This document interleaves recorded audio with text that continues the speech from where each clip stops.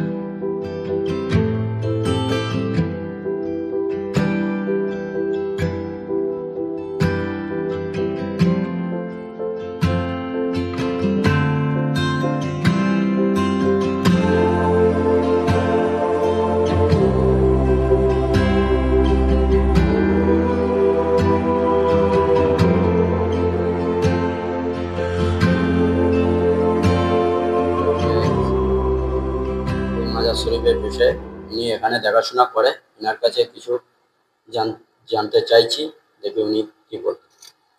এর নাম হচ্ছে হজরত মোহাম্মদ শাহ শহীদ হজরত মোহাম্মদ বাহমানি স্যার। তিনি বাড়ি থেকে এসেছিলেন, ওনার সংসার পরিজন বলে এখানে কেউ নেই। ঠিক আছে, আমি যতটুকু শুনেছিলাম উনি এইদিকে এসেছিলেন শুধু ইসলাম প্রচার করে। ইসলাম প্রচার। তারপর এখন যেটা শোনা যায় উনার নাকি এই জায়গা থেকে কোনো হয়তো বাচ্চা কাবি হলো না, সেই ক্ষেত্রে উনি নাকি এখানে খুব ওনার এইটা খুব মহিমা রয়েছে যে বাচ্চার ক্ষেত্রে হয়তো এখানে এসে জিয়ারত করলে ওনার দোয়াতে বাচ্চাও হয়, এটা খুবই শুনেছি আমি। আল্লাহ ইনারা হচ্ছেন আল্লাহ রলি। আল্লাহর কাছে দোয়া চাইলে তো আল্লাহ নিশ্চয়ই কবুল করবেন। যে যা মনস্কামনা নিয়ে আসে মোটামুটি হয়।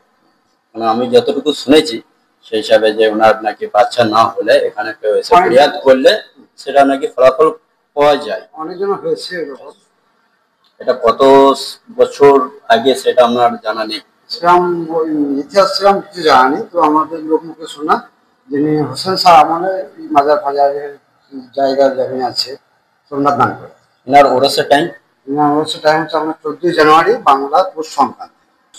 আচ্ছা, পৌষ মাস যেদিন শেষ হয় কদিন থাকে আমরা? আগে 3 দিন হতো, এখন মোটামুটি 6 দিন হয়। 6 দিন সরকারি পারমিশন 6 দিন। যাক, অনেক কিছু। পৌষ মাস যেদিন শেষ হয় তার আগের দিনে রাত্রে চাঁদা চাপানো হয়। আচ্ছা, 30 তারিখে শেষ হলে 30 তারিখে শেষ হলে 29 তারিখে চাঁদা চাপানো হয়, 19 তারিখে শেষ হলে 28 তারিখে চাপানো হয়। আচ্ছা, তাহলে ওনার বিষয়ে অনেক কিছুই জানা গেল। মাঝে শরীরে একটু ভেতরটা একটু নিয়ে দেখে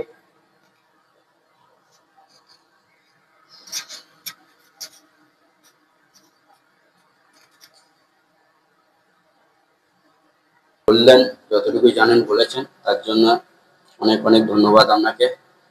ধন্যবাদ, প্রচার করুন, লোক সবাই জানুক। অবশ্যই আমরা চাইছি যে আরো ওনার প্রচার যাতে আরো বাড়ুক, মানুষই যেন এই জায়গাটা জানুক, এই জায়গাতে যাতে আসতেও পারে, সেই যোগাযোগের রাস্তা কিভাবে কিভাবে আসতে হবে সেসব আমি সব মেনশন করব এই ভিডিওর মধ্যেই। দোয়া করবেন। ঠিক আছে। এটা দেখুন, এখানে এই বট গাছ তো দেখি মনে হচ্ছে এটা মাজার শরীফই পাশে এরিয়া। এই বট গাছ তো দেখে মনে হচ্ছে অনেক পুরনো। এটা পুরনো, বহুত পুরনোই বট গাছ মনে হচ্ছে। নামাল দেখছেন তো কত নামাল আছে। এটা হচ্ছে মেলার সময় এই জায়গাটা পুরোটাই, এই দিকে পেছন দিকে আরো রাস্তা রয়েছে, এইগুলো সবই পুরোটাই আপনার মেলা বসে।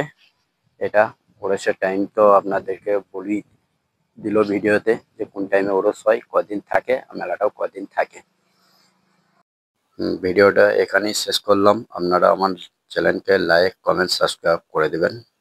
আসসালামু আলাইকুম।